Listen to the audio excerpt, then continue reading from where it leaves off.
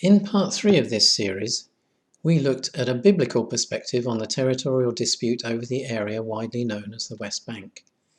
We will now extend that biblical perspective by considering the thoughts of some modern preachers, more prophecies that have been fulfilled with the return of the Jews to the land, and some other exceptional facts about that return. Martin Lloyd-Jones is considered by many Christians to be one of the greatest preachers of the 20th century, famous for his description of preaching as logic on fire. He didn't say much about the return of the Jews to the land of Israel, but he said a lot about the restoration of Israel as a nation within his detailed exposition of Paul's letter to the Romans. Speaking about chapter 11, verses 25 to 32, he said, "The apostle then is saying that the future restoration of Israel as a nation is certain. He puts it in the form of a prophetic announcement of a great mystery in the ultimate plan and purpose of God, something entirely outside the realm of human understanding, something no one would ever have thought of." Another respected preacher of the 20th century was Derek Prince, whose legacy includes an ongoing ministry some 17 years after his death in 2003. In his book Promised Land, he wrote, "The central theme of biblical prophecy, as it is being unfolded in our time, revolves around the land and the people of Israel. God is carrying out his predetermined plan to regather the Jewish people from their worldwide dispersion and restore them to their ancient homeland." David Pawson is another modern preacher with a good international reputation. He died recently, aged 90, and is best known for his series titled Unlocking the Bible. In the introduction to his book, Israel in the New Testament, David wrote, "I believe that Israel has a future in God's purposes, that he has not finished with Israel, that neither the people nor the place have been left behind in God's purposes." So, it is not just preachers from the 16th, 17th, 18th and 19th centuries who concluded that God planned to restore the Jewish nation. These men are just three among many modern preachers and scholars who have reached the same conclusion. But let's turn our attention to some of the amazing things that have happened in modern times. The prophet Jeremiah spoke of the enduring ordinances of the moon and stars for light by night, and went on to quote the Lord as saying, "If these ordinances depart from before me, then the offspring of Israel also will cease from being a nation before me forever." Thousands of years later, Blaise Pascal, French mathematician, physicist and theologian, wrote, "This people is not only of remarkable antiquity, but has also lasted for a singularly long time.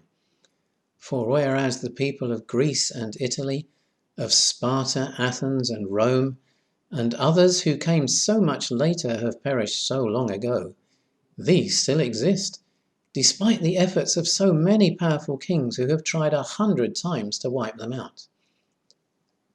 British historian Cecil Roth wrote in his History of the Jews, "The preservation of the Jew was certainly not casual. Time after time in his history he has been saved from disaster in a manner which cannot be described excepting as providential." Rabbi Dov Greenberg, executive director of Chabad at Stanford University, writes that the story of Jewish survival is so exceptional, unparalleled and vast that it challenges the imagination. In our own century, the two great powers which announced Israel is laid waste, Hitler's Third Reich and the Soviet Union, have been crushed and dismantled, but the people of Israel lives. Like these three, many writers have commented upon the remarkable resilience of the Jews as a distinct people group through centuries of dispersion and adversity, in accordance with the Lord's statement through the prophet Jeremiah. Then there is the matter of the Hebrew language. Wikipedia states that Hebrew is the only truly successful example of a revived dead language. And a recent BBC article described modern Hebrew as arguably the world's most successful example of language revival to date. Hebrew was extinct for almost 2,000 years until Zionist language revivalists began to bring it back into use in the late 19th century. Writing for the Baltimore Sun, journalist and author Dan Fesperman notes that after 1,700 years, a revived language becomes a common thread knitting together a nation of immigrants with little in common except religion. Not only has the Jewish nation shown remarkable resilience, but it has also achieved a remarkable revival of its ancient language and adapted it to suit modern life, making it a vital part of forging a unified nation out of immigrants from many countries. Then there is the amazing rebirth of the nation-state of Israel in 1948, when suddenly the Jewish Palestinians became Israelis. Many people link this to a prophecy of Isaiah's when he said, "Who has heard of such a thing? Who has seen such things? Shall a land be born in one day? Shall a nation be born at once? For as soon as Zion travailed, she gave birth to her children."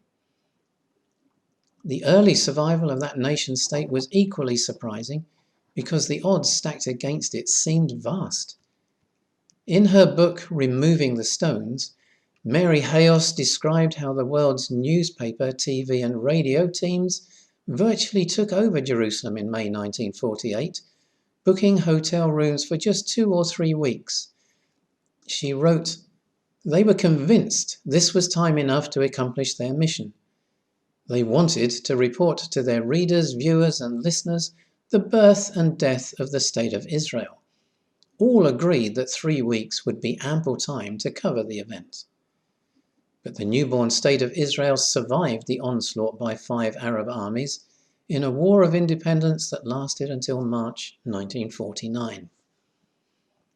Having survived that onslaught, Israel went on to rebuild ancient cities, again fulfilling biblical prophecies. Amos said, "I will bring my people Israel back from captivity, and they will rebuild the ruined cities and inhabit them." And Isaiah said, "They will rebuild the old ruins. They will raise up the former devastated places. They will repair the ruined cities that have been devastated for many generations." There are many examples of this, as mentioned previously in Part 3, but 4 Philistine cities are mentioned specifically in a prophecy by Zephaniah, with particular emphasis on Ashkelon.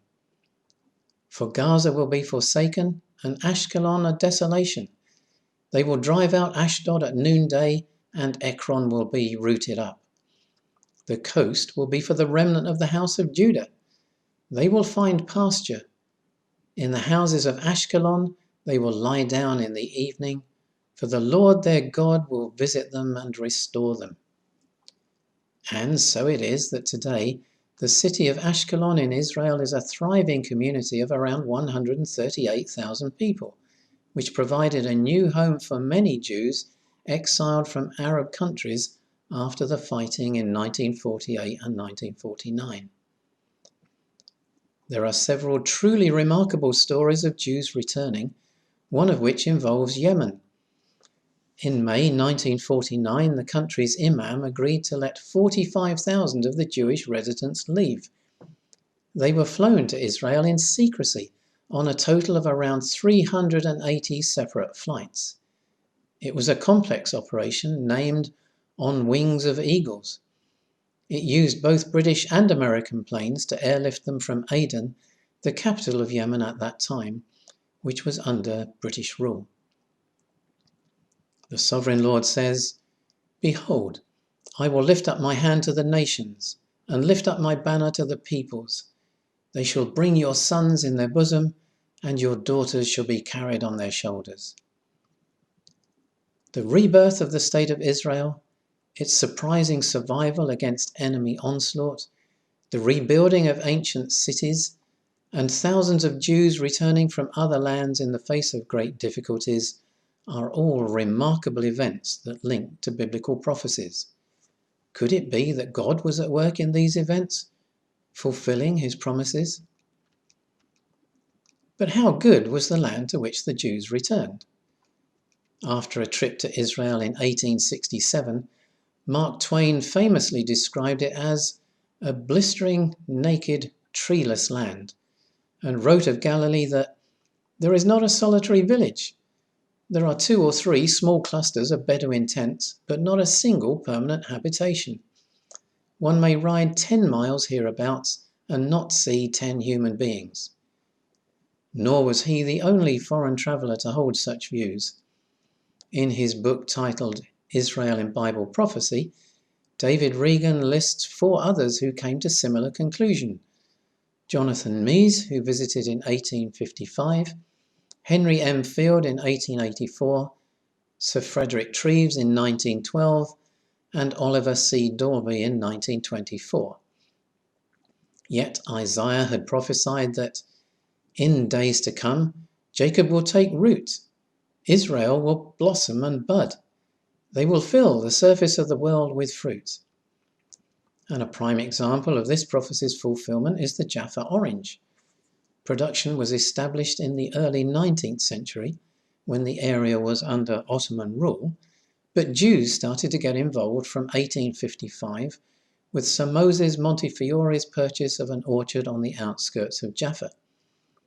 Exports of citrus fruit increased greatly and are reported to have peaked in the early 1980s at 1.8 million tonnes a year, but decreased since then as Israelis have focused on technology. While thinking of Jaffa oranges, note that Jaffa is the modern name for the ancient biblical port of Joppa. Thousands of years ago, Jeremiah prophesied that, "Again you will plant vineyards on the mountains of Samaria. The planters will plant and will enjoy its fruit."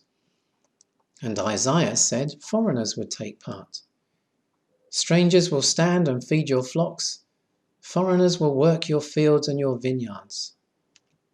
One example of these prophecies coming true was provided in 2017 by Yaakov Berg, when he gave a moving testimony to the fact that God had not only enabled his family to plant fruitful vineyards in Samaria, even when experts said that the soil was too rocky, but God had also prompted foreigners to come and help harvest the grapes each year free of charge. He said, "I think that this is the biggest miracle that God gave us in the last 20 to 30 years. Much of the land of Israel is desert, and another relevant prophecy by Isaiah says, "The wilderness and the dry land will be glad. The desert will rejoice and blossom like a rose. It will blossom abundantly and rejoice even with joy and singing. Lebanon's glory will be given to it, the excellent of Carmel and Sharon." Israel has a dry climate like most of the region, but the Jewish National Fund has planted 250 million trees since its founding in 1901, covering more than 250,000 acres of land. Israel is one of the few countries to enter the 21st century with a net gain in its number of trees. Israel grows 95% of its own food, as well as exporting food to other countries. Because of the limited supply of water, they've developed a system of drip irrigation to minimize loss through evaporation. And 85% of the water employed is recycled from domestic use. The technique has proved so successful that Israel has trained others on how to use it in countries such as Senegal, Kenya, and South Africa. Techniques like it enable even the Arava desert in Israel to produce crops. Despite the conditions, 500 farming families there produce 60% of Israel's significant fresh vegetable exports and 10% of its cut flour market. A land that was largely barren has become fruitful, exporting much to the rest of the world. Vineyards have been planted again in Judea and Samaria, drawing foreign workers to help with the care and harvesting. Vast numbers of trees have been planted, transforming parts of the landscape. Drip irrigation has helped to maximize the use of scarce water and enabled farmers to make parts of the desert bloom. When this change from barren to fruitful is combined with the remarkable resilience of the dispersed Jewish people, the remarkable revival of their ancient language, the remarkable achievements that include the rebirth of the State of Israel, its survival against enemy onslaught, the rebuilding of ancient cities, and the stories of immigrants returning to the land despite great difficulties, surely one has to admit the evidence that God has been at work in all of this is overwhelming.